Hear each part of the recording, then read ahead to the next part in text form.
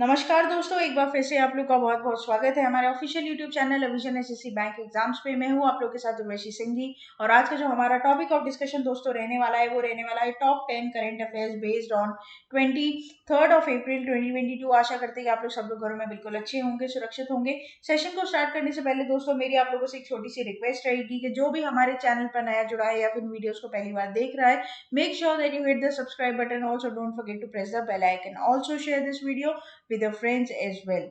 तो चलिए दोस्तों फिर स्टार्ट करते हैं आज के हमारे सेशन का पहला क्वेश्चन आपके और मेरे साथ। और साथ ही साथ इस वीडियो की पीडीएफ पाने के लिए आप हमारा ऑफिशियल टेलीग्राम चैनल भी ज्वाइन कर सकते हैं, जहां पर आपको अपलोडेड वीडियोस की सबसे पहले पीडीएफ मिल जाती है और लिंक भी मिल जाता है, और वहां पर जाकर आप कुछ एमसीक्यूज को डिस्कस भी कर सकते हैं। तो चलिए फिर स्टार्ट करते हैं। पहला question, RBI capped aggregate exposure of NBFCs. तो एनबीएफसीज का यहाँ पर फुल फॉर्म क्या हो जाएगा दोस्तों? नॉन बैंकिंग फाइनेंशियल कॉर्पोरेशन, ठीक है, या फिर कंपनीज, ठीक है, which are in the upper layer toward one entity at dash percentage of capital base, right? तो यहाँ पर आप लोग के पास ऑप्शन है और करेक्ट ऑप्शन हो जाएगा इसका 20%, राइट? तो यहाँ पर रिजर्व बैंक ऑफ इंडिया ने टाइटन किए rules for the NBFCs relating to their exposures. मतलब जितने भी एक्सपोजर यहाँ पर एनबीएफसी के होते हैं तो वहां पर रूल्स को यहाँ पर क्या कर दिया गया? फास्टन कर दिया गया। अब दोस्तों मैं आप लोग को बता दूं, हमारे यहाँ पर इंडिया में जो कॉमर्शियल बैंक है वो कौन से रूल बुक को फॉलो करते हैं? तो वो फॉलो करते हैं दोस्तों बैंकिंग रेगुलेशंस एक्ट को। किसको? बैंकिंग रेगुलेशंस एक्ट 1949 को। और अगर मैं बात करूं दोस्तों रिजर्व बैंक ऑफ इंडिया, तो रिजर्व बैंक फॉलो करता है आरबीआई एक्ट 1934 को, ठीक है। तो ये बात आप लोग इधर क्या करेंगे? ध्यान रखेंगे। RBI capped aggregate exposure of NBFCs which are upper layer towards one entity at 20% of the capital base. The limit can only be extended to 5% with board approval. तो पहले तो 20% की यहाँ पे लिमिट है ही दोस्तों, लेकिन अगर किसी को 5% और बढ़ाना है तो उसे किससे अप्रूवल लेना पड़ेगा? बोर्ड से अप्रूवल लेना पड़ेगा। और अल्टीमेट इसकी एक्सटेंड कितनी हो सकती है? 25% तक ही हो सकती है, ठीक है। आरबीआई की गवर्नर का नाम है श्री शक्तिकांत दास, जो कि 25th गवर्नर है दोस्तों। और आरबीआई बोर्ड में 4 डेप्यूटी गवर्नर होते हैं, जिनके नाम आप मुझे लिखकर बताओगे कमेंट बॉक्स में। नेक्स्ट चलते हैं क्वेश्चन नंबर 2 के ऊपर। Who has been appointed as USA vice president Kamala Harris defence adviser? Now this is very important and international affairs पे भी क्वेश्चन बन सकता है। ऑप्शन है आप लोग के पास Prabhat Patnaik, Ketanji Brown Jackson, Amber Bracken और Shanti Sethi. The correct option will be option number D, that is Shanti Sethi. तो यहाँ पर सबसे पहले तो आप इनकी फोटो देखिए दोस्तों, है ना। तो यहाँ पर Indian American navy veteran Shanti Sethi has been appointed as USA Vice President Kamala Harris Defense Advisor. Shanti Sethi is the first Indian American commander of a major US Navy combat ship. Shanti Sethi commanded the guided missile destroyer, right? इन्होंने join की थी navy 1993 में, and the combat exclusion law was still effect, so she was limited in what she could do, right? तो इनके जो actions थे ये उसमें बहुत लिमिटेड थी, क्योंकि जो एक्सक्लूजन लॉ था वो अभी भी वहां पर इफेक्ट में नहीं आया था उस टाइम में। तो US senate and confirm the appointment of Ketanji Brown Jackson as the first black women of supreme court जज। तो ये एक एक्स्ट्रा यहाँ पर दोस्तों न्यूज दी गई है कि यूएस ने कंफर्म किया है केतानजी ब्राउन जैक्सन का, और जो कि पहली ब्लैक वुमेन रहेंगी दोस्तों सुप्रीम कोर्ट की जज, ठीक है। तो ये बहुत इंपॉर्टेंट आप लोग यहाँ पर रहेगा। नेक्स्ट चलते हैं क्वेश्चन नंबर 3 के ऊपर। Who has recently inaugurated the national cyber security incident response exercise, right? तो यहाँ पर किसने इनॉग्रेट किया है दोस्तों नेशनल साइबर सिक्योरिटी इंसिडेंट जो है उसकी एक्सरसाइज को? ऑप्शन आप लोग के सामने, और मेरे को लगता है आपको इसका आंसर जल्दी से पता चल जाएगा कि अजीत दोवल, है ना। अब अजीत दोवल आप लोग पता है कौन है तो मुझे कमेंट बॉक्स में लिखकर बता दो फटाफट। तो यहाँ पर दोस्तों bolster India cyber posture National Security Council Secretariat is holding a National Cyber Security Incidents Response Exercises। पहले क्या की पॉइंट्स ही पढ़ लेते हैं तो ये ज्यादा इंपॉर्टेंट रहता है। तो यहाँ पर दोस्तों नेशनल साइबर सिक्योरिटी रिस्पॉन्स है वो इनॉग्रेट किया गया है नेशनल सिक्योरिटी एडवाइजर, जो कि कौन है? अजीत दोवल, है ना। According to the statement of the national security council secretariat, more than 140 officials would be trained through training sessions, live fire and strategic exercises, intrusion detection techniques, malware information sharing platform, vulnerability handling or penetration testing, network protocols and data flows और digital forensics are among the topics covered by the attendees। तो आप लोग को ये जरूर ध्यान रखना है कि इसमें क्या क्या टॉपिक के ऊपर डिस्कशन हुआ है, क्योंकि ये इंपॉर्टेंट रहेगा, राइट? और इससे ज्यादा अगर कुछ जानना हो तो दोस्तों इसकी पूरी बेसिक डिटेल आप लोग को हमारे ऑफिशियल वेबसाइट avision.co.in पर मिल जाएगी, तो वहां पर भी आप पढ़ सकते हो और साथ में टेलीग्राम वाले अपने ग्रुप में भी डिस्कस कर सकते हो। नेक्स्ट चलते हैं क्वेश्चन नंबर 4 के ऊपर। As per third advanced estimates horticulture production during 2021 is dash which is the highest ever the Indian horticulture, right. Option आप लोग के सामने है, तो यहाँ पर करेक्ट हो जाएगा आपका 3310.5 लाख टन, ठीक है। तो यहाँ पर बहुत सारे की पॉइंट्स है दोस्तों, सब एक एक कर हम यहाँ पर पढ़ेंगे। पहले ministry experts decide that according to the second advance estimates total food grain production in the country will reach to 3160 lakh tons new high।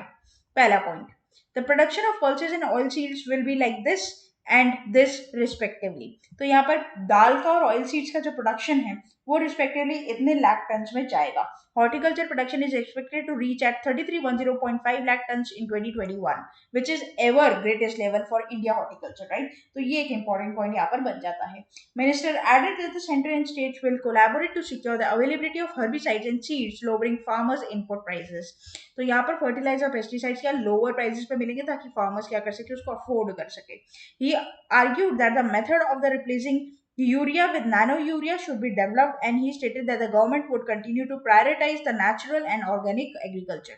Definitely natural organic culture को अपनाने का टाइम दोस्तों आ चुका है यहाँ पर। While agricultural exports have increased, the minister stated that quality produce must be prioritized in order to compete the international market।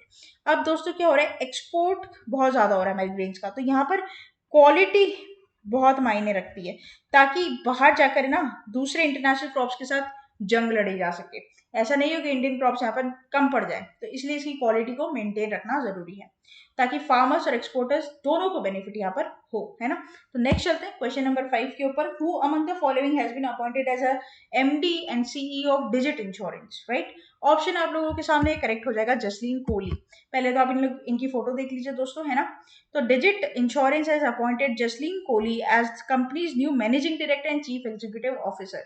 She succeeded Vijay Kumar, who retired from the company on April 19. She served as a CDO at Digit, where she was responsible for all the company sales and distribution channels, right। तो यहाँ पर ये पहले CDO के post पे थी और अब इनको बढ़ाकर क्या बना दिया गया है भाई, MD CEO बना दिया गया है, ठीक है। In 2021, Digit increased the worth of $3.5 billion, is less than 6 months after raising 200 million funding round. The company has announced has promoted Adarsh Agarwal a role of appointment of CDO corporate business. Nikhil Kamdar has appointed as the next appointment archery replacing Agarwal. तो ऐसा ही होता है दोस्तों, एक पद हटती है दूसरा चढ़ता है, नया आता है, आपको पता ही ये चीज। तो यहाँ पर जसलीन कोहली को एमडीसीओ बनाया गया और इन्होंने विजय कुमार को रिप्लेस किया, ठीक है। तो ये आप ध्यान रखना। नेक्स्ट चलते हैं क्वेश्चन नंबर 6 के ऊपर। Who has been appointed as a new DG of military operations, right. Next, तो यहाँ पर करेक्ट ऑप्शन हो जाता है मनोज कुमार कतियार। पहले तो आप इनकी फोटो देखेंगे। Lieutenant general Manoj Kumar Katiyar has been appointed as a next general Director General of Military Operations. He would take a charge for a new office on May 1st. An alumnus and NDA, Lieutenant General Katiyar was commissioned in the 23rd Battalion of Rajput Regiment in June 1986. Right, तो ये एक बहुत ही important point यहाँ पर रहेगा। कुछ कुछ appointments पर भी क्वेश्चन दोस्तों डेफिनेटली बनते हैं एग्जाम में, तो आप इनकी भी एक अलग लिस्ट बनाएंगे मंथ वाइज। नेक्स्ट चलते हैं क्वेश्चन नंबर 7 के ऊपर। Among the following to whom Procter and Gamble India appointed as the new CEO। तो आज तो बहुत सारे अपॉइंटमेंट्स हमें मिल रहे हैं दोस्तों देखने के लिए, तो अच्छी एक लिस्ट आप लोगों की तैयार हो जाएगी यहाँ पर। तो प्रॉक्टर और गैम्बलर इंडिया जो है उन्होंने अपॉइंट किया एज अ न्यू सीईओ किसको, ये बात आपको बतानी है, करेक्ट हो जाएगा एलवी वैद्यनाथन। तो यहाँ पर फोटो देख लीजिए। Procter and Gamble India appointed LV Vaidyanathan who leads the company business in Indonesia as a CEO.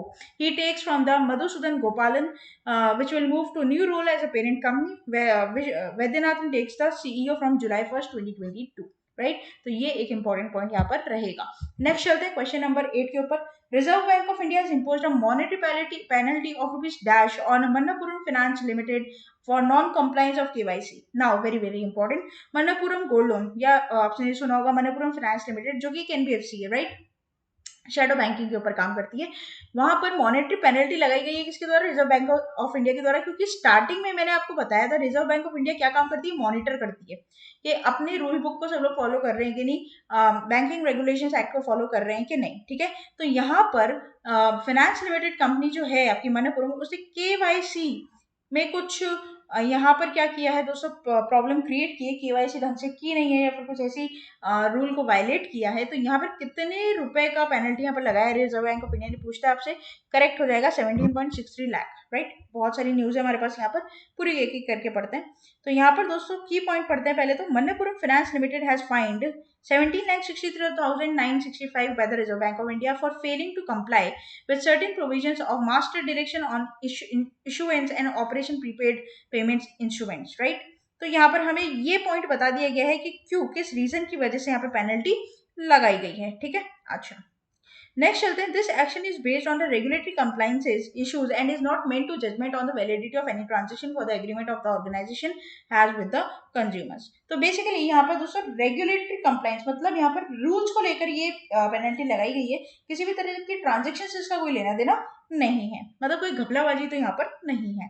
The entity was found to be in a violation of RBI instructions, देखो साफ साफ लिख दिया है, आरबीआई ने जो इंस्ट्रक्शंस दिए थे उसमें वायलेशन किया है on KYC and minor PPI standards. Minor भी खुलवाते हैं ना दोस्तों, माइनर भी अपना फाइनेंस करवाते हैं तो उनके गार्जियन बनते हैं, तो यहाँ पर कुछ घपला उसमें हुआ है, मतलब कोई ट्रांजेक्शन को लेकर यहाँ पर गोल मटोल नहीं किया गया है। As a result the entity was given notice to show cause why a penalty should not be applied for failing to the follow the orders, right. तो यहाँ पर किसी भी तरीके से आगे वाले आने वाले टाइम में आरबीआई की किसी भी रूल के ऊपर वायलेशन ना किया जाए, इस बात को मद्देनजर रखते हुए और टाइट होकर यहाँ पर क्या दी गई है, पेनल्टी दी गई है, ताकि आगे आने वाले और कोई दूसरी बैंक ऐसी चीज फॉलो ना करे।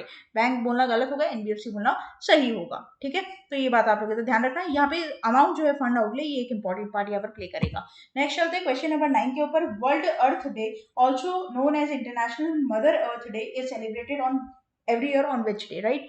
correct option will be 22 अप्रैल। अब सबसे पहली बात थीम दी हुई है भाई, मेरी नजर तो सबसे पहले थीम पर जाती है, तो थीम देखो आप, इन्वेस्ट इन आवर प्लैनेट, ठीक है, इन्वेस्ट इन आवर प्लैनेट। तो दोस्तों इंटरनेशनल मर्द अर्थ डे, अब अर्थ डे से आपको सारी चीजें पता हो जाएगी, है ना, कि इस दिवस को क्यों मनाया जाता है भाई। Awareness of the earth well being, encourage people to support environmental protection और absorb the green climate, है ना। the day focuses on the global climate crisis and that is worsening with each passing day। तो 52nd anniversary यहाँ पर मना रहा है दोस्तों, और इसको ऑब्जर्व किया जाता था 1970 से। तो ये बात भी आप लोग इधर क्या करोगे, ध्यान रखोगे। मेरे हिसाब से यहाँ पर जो इंपॉर्टेंट पॉइंट होगी वो होगी आपकी इसकी थीम। आप लोग हमेशा इंपॉर्टेंट डे की अगर कोई थीम दी गई है तो दोस्तों जरूर उसे याद करें, ठीक है, क्योंकि थीम पर क्वेश्चन बन सकता है। नेक्स्ट चलते हैं question number 10, last question of the session के ऊपर। Who has recently topped the Hurun Global Healthcare Rich List 2022 and become the richest billionaire in the healthcare sector for 2022। Option आप लोगों के सामने करेक्ट हो जाएगा, साइरस एस पूनावाला। कौन है दोस्तों, सीरम इंस्टीट्यूट ऑफ इंडिया के चेयरमैन और मैनेजिंग डायरेक्टर। फोटो आप इनकी यहाँ पर देख पा रहे होंगे, है ना। तो साइरस एस पूनावाला ये बने हैं दोस्तों, उन्होंने टॉप किया है Hurun global healthcare rich list को। He has topped in the list with a new value of 26 billion. Cyrus Poonawalla is followed by Thomas Frist Jr. and family of HCA Healthcare, right? तो ये बात भी आप लोग को ध्यान रखनी है। This is very important. Dilip Sanghvi की फैमिली जो सन फार्मा है, सन फार्मा दोस्तों ये भी 5th पोजीशन पर यहाँ पर रही है। इंडिया की है इसलिए इंपॉर्टेंट है, 18 बिलियन की नेटवर्थ के साथ, ठीक है। तो ये था हमारा पूरा टॉप 10 करंट अफेयर्स का सेशन। आशा करते हैं कि सेशन आप लोग को अच्छा लगा होगा। अच्छा लगे तो दोस्तों लाइक जरूर कर दीजिएगा, चैनल को सब्सक्राइब कर लीजिए, बेल आइकन को जरूर प्रेस कर दीजिएगा, ताकि जब भी कोई मैं नई वीडियो डालूं सबसे पहले नोटिफिकेशन आप लोगों के पास आ जाए। चैनल को सब्सक्राइब करना मत भूलिएगा। कोई भी दिक्कत होती है कमेंट बॉक्स में लिखकर बताइए, कोई भी प्रॉब्लम होती है तो टेलीग्राम में जाकर डिस्कशन ऑप्शन में लिख दीजिए। और जितने भी हमारे एमसीक्यूज हमारे द्वारा अपलोड किए जाते हैं दोस्तों टेलीग्राम पर भी, उस पर भी पोलिंग कीजिए, ठीक है। तो ये था पूरी यहाँ की इन्फॉर्मेशन। तो आगे मिलते हैं और अच्छे वीडियोस के साथ और फ्रूटफुल वीडियोस के लिए साथ, तब तक के लिए आप लोग बने रहिए हमारे साथ। Thank you so much and have a nice